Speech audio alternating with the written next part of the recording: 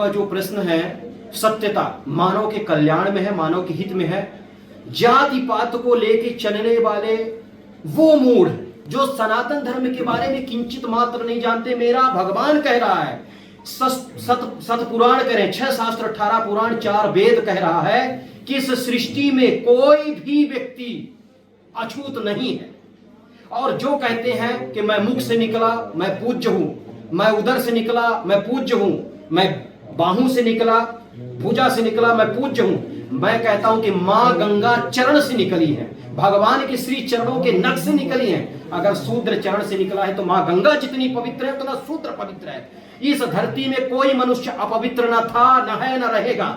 जो मानव को नहीं जाना वो भगवान को नहीं जानेगा, जो मानव से भेद करता है वो सनातन धर्म को नहीं जानता। मैं कहता हूं राम जी के चरणों की सौगंध, जो व्यक्ति मानव को जान लिया भगवान को जानने की आवश्यकता नहीं है, क्योंकि तुलसीदास महाराज जी श्री रामचरितमानस में लिख दिए हैं, लिखते हैं, ईश्वर अंश जीव अविनाशी चेतन अमल सहज सुखरासी, मेरा राम हर एक जीव में है। छुआछूत को बढ़ाने वाले, नीचा ऊंचा बताने वाले, वो सिर्फ अपने स्वार्थ के लिए जीवन जिए। लेकिन अब का व्यक्ति पूर्णतः वेद पुराणों को अध्ययन कर रहा है, अब का व्यक्ति सिर्फ मानव को सम्मान दे रहा है, ना कि जाति पर।